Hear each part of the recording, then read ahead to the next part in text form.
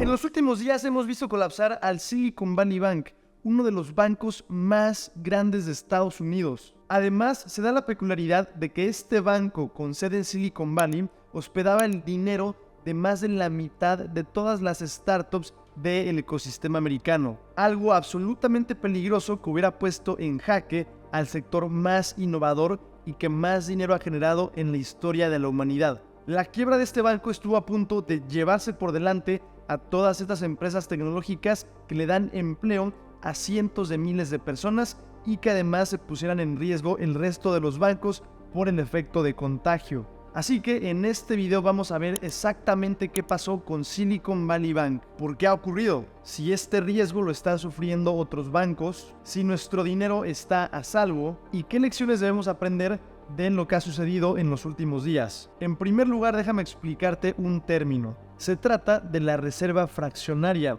y define cómo funciona el sistema bancario y por ende nuestra sociedad capitalista.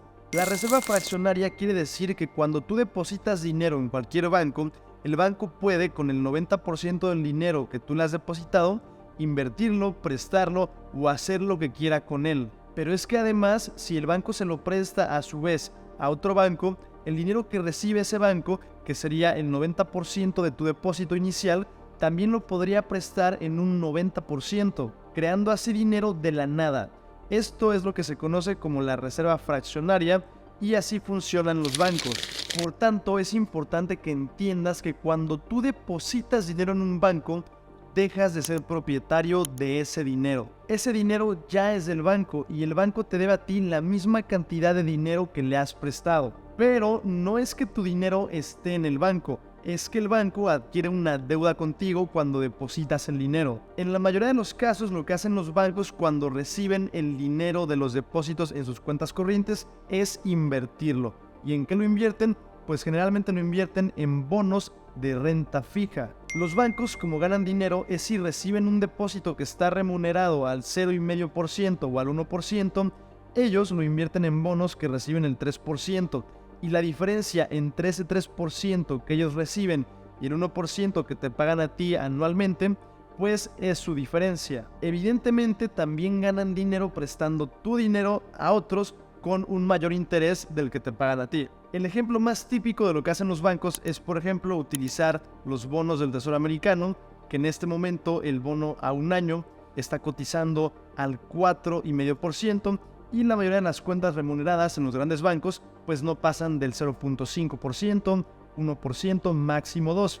Y esta diferencia es lo que ellos ganan. Los bancos pueden hacer esto con el 90% del dinero que tú les prestas y esto funciona a la perfección a menos de que se les exija devolver de manera inmediata más de ese 10% que están obligados a tener en sus reservas. Porque mientras entre más dinero del que tienen que devolver en retiradas, o no se les exija de golpe más de ese 10%, los bancos están ganando dinero con esas inversiones y van haciendo reembolsos a medida que otros de otro dinero entran o simplemente con el margen que van obteniendo de estas diferencias de lo que ellos invierten y de lo que pagan en depósitos. Esto incluso suena como un esquema Ponzi. ¿Y qué ocurre? Que la renta fija es un activo muy peculiar y muy desconocido. En la renta fija, que son por ejemplo los bonos del tesoro o bonos de empresas que emiten deuda, la rentabilidad está garantizada en cuanto al rendimiento anual que se obtiene, lo que viene a ser ese 4,5% que se obtiene en los bonos del tesoro en un año, pero el precio del bono va variando en el ciclo vital de ese bono. Imaginemos un bono a 10 años que te paga intereses al 1,5%. El valor nominal del bono, por ponerlo sencillo, si es $1,000, ¿cómo funciona la renta fija? Es que tú le das $1,000 a una empresa o a ese estado y durante 10 años vas recibiendo el 1, el 2 o el 3% el interés que se haya fijado anualmente. Y el año número 10 recuperas el dinero, esos $1,000, y has ganado en el proceso pues todos esos intereses que has ido acumulando. Ahora bien, ¿qué ocurre? Si tú compras un bono cuando los tipos de interés están por los suelos y por ejemplo el tipo de interés que obtienes es del 1% anual y la empresa al año siguiente, después de una subida de tipos de interés muy pronunciada y agresiva, y los tipos de interés se han podido ir, por ejemplo, al 4 o al 5% y emite un nuevo bono que da el 4% de interés, el precio del anterior bono al 1,5% va a verse muy reducido. Si el inversor no vende sus bonos antes de los 10 años, no pasa nada. Va a tener unas pérdidas ficticias en el valor contable de su bono, porque si espera a los 10 años, va a recibir su inversión inicial. Si el inversor no vende el bono antes de los 10 años, no pasa nada. Va a tener unas pérdidas ficticias en su valor contable, porque si espera a los 10 años, va a recuperar su inversión inicial. Pero si el inversionista se ve obligado a vender ese bono antes de los 10 años, va a tener que venderlo a un valor muy inferior al nominal. Esto para justificar y convencer a alguien de que en lugar de comprar el bono al 4,5%, lo compre al 1%. Y la forma de justificarlo es reduciendo el precio nominal. En vez de venderlo por los $1,000 iniciales que a ti te costó, se lo vendes por $900. Y entonces, al cabo del tiempo, el inversor habrá recibido durante los 10 años el 1% de intereses anuales más $1,000, que es más de los 900 que pagó. Y así justificas que un inversor compre un bono con menor rentabilidad que los que se están emitiendo actualmente. Bien, ahora mira esta gráfica. Es la evolución de los tipos de interés. Resulta que Silicon Valley Bank metió los depósitos de sus clientes, además en un momento de máximos depósitos históricos, porque el funding de las empresas de Silicon Valley estaba en máximos. Los inversores estaban dando miles de millones a las nuevas empresas y todas estas empresas lo depositaron en Silicon Valley Bank, en un momento donde los tipos de interés estaban por los suelos, cercanos al 0%. Y a los gestores de Silicon Valley no se les ocurrió otra cosa que meter todo ese dinero a bonos a 10 años con un interés bajísimo. ¿Qué ocurre? Que con la subida de tipos de interés de prácticamente el 0% hasta el 5%, el valor de sus bonos se ha desplomado. Y como todos los depósitos, el 90% estaban en esos bonos, el valor ahora mismo contable de esos bonos estaba por debajo del valor de los depósitos de las empresas. ¿Y qué ocurre? Que si todas las empresas hubieran decidido, como decidieron al correrse la noticia de que Silicon Valley Bank tenía menos activos que depósitos, retirar su dinero al mismo tiempo, que fue lo que ocurrió el viernes, pues el banco no podría haber hecho frente a todas las retiradas de estos depósitos. Esto es porque se hubiera visto obligado a vender los bonos al nuevo valor después de la subida de tipos de interés, que era bastante inferior al nominal. El valor nominal, recordemos, es el valor al que tú compras los bonos y el que te van a devolver después de los 10 años. Para evitar esto, simplemente los directores de Silicon Valley Bank tendrían que haber invertido en bonos a corta duración. En lugar de tener bonos a 10 años, tienen bonos a simplemente 42 días. Con esto, ¿qué consiguen? Que no se vean afectados por la subida de tipos de interés. Porque cuanto menor es la duración del bono, menos cae el precio ante las subidas de tipos de interés. Tiene sentido, porque cuando van caducando los bonos a 42 días, simplemente adquieres el nuevo bono con mayor rentabilidad y no hay este problema de atar todo tu dinero a 10 años. Pero volviendo a Silicon Valley Bank, el problema es más grave de lo que parece.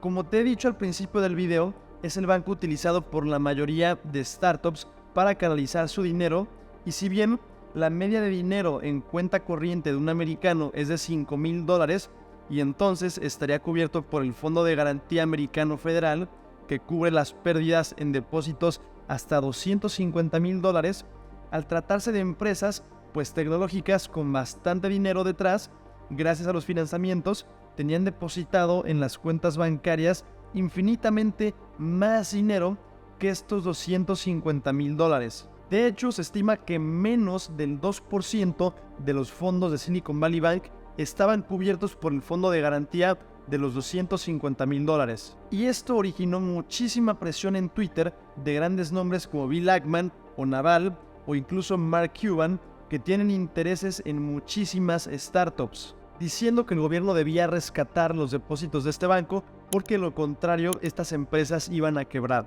Se iba a perder la fe en el sistema bancario y el lunes, o sea hace un par de días, iba a haber muchísimas retiradas de otros bancos, lo cual podría provocar un quiebre del sistema financiero. Finalmente, de manera conjunta, la Fed y el gobierno el domingo anunciaron que como medida extraordinaria iban a abrir una ventanilla de liquidez que iba a permitir a los bancos con pérdidas temporales en sus activos originados por el desplome del valor de los bonos por la subida de tipos de interés, a canjear a la Fed esos bonos por su valor nominal original.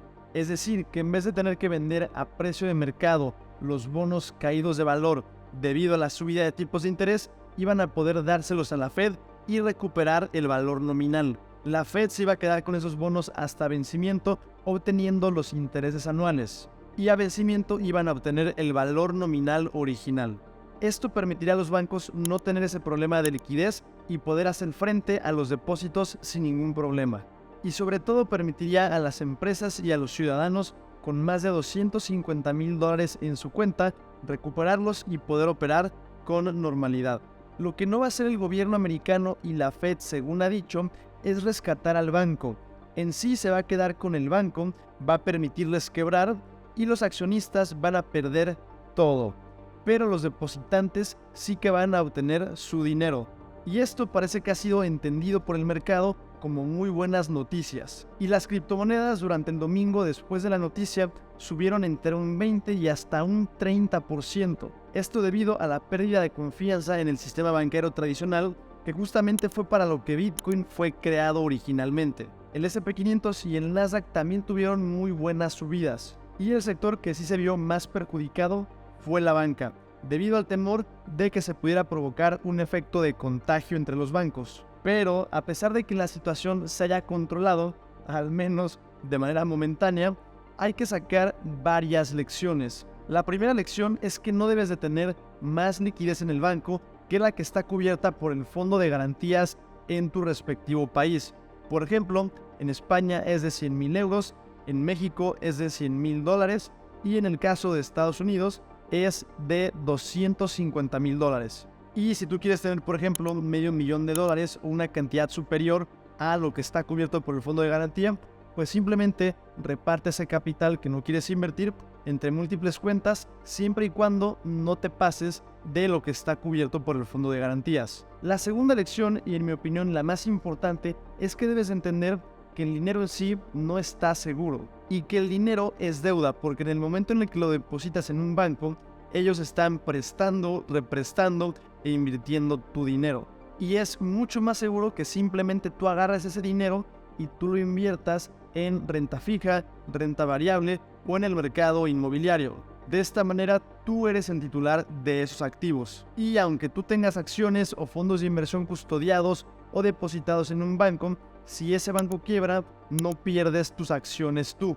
Cuando está en proceso de quiebra, simplemente lo que haces es solicitar que tus acciones pasen a otro banco. Y de esta manera no pierdes ni tus acciones ni tus participaciones en fondos de inversión. Esto es así porque las acciones y los fondos de inversión, a diferencia del dinero, sí que te pertenecen y no pertenecen ni a los activos ni a los pasivos del banco. Por lo tanto, lo que debes de entender es que lo que tienes que hacer es tener tu fondo de emergencia separado, repartido en cuentas para que no excedan el depósito de garantía y el resto tenerlo invertido, con una cartera más agresiva, más conservadora o lo que tú consideres, pero invertirlo. La tercera lección es que en mi opinión los reguladores tenían que estar más encima de los bancos. Esto que cometió Silicon Valley Bank es una imprudencia y el regulador debió haber sonado la alarma desde mucho antes. La cuarta lección es que en mi opinión las empresas deberían tener derecho a un fondo de garantías mucho más elevado que el fondo de garantías para los ciudadanos. Esto es porque al final los ciudadanos pueden tener su dinero invertido y dejar simplemente depositado su fondo de emergencias. Pero las empresas necesitan tener mucha más liquidez, debido a que tienen empleados a los cuales tienen que pagarle su sueldo y muchos gastos que tienen que realizar en el corto plazo. Y por tanto es normal que el saldo promedio de una cuenta bancaria empresarial sea mucho más elevado que el saldo promedio de una cuenta personal. Y por ende se debería hacer una regulación específica para las empresas. Pero a pesar de estas lecciones hay algo muy curioso que hay que señalar.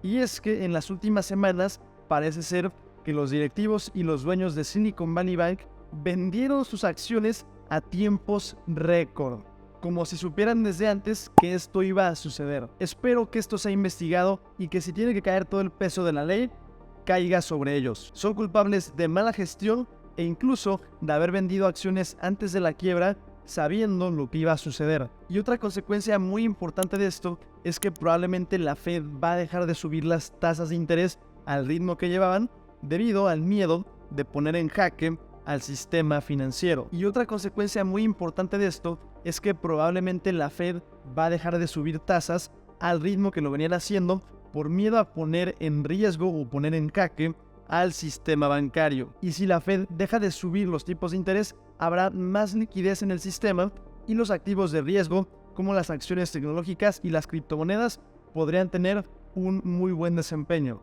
Aunque todo esto está por verse. Así que mi recomendación es que te suscribas a este canal para que podamos analizar juntos cómo va evolucionando el mercado y qué es lo más oportuno para realizar en todo momento. Y si logras entender toda la explicación y este video te resultó valioso, obviamente no olvides dejarnos un buen like, compartir este video con algún amigo y nos vemos en el siguiente.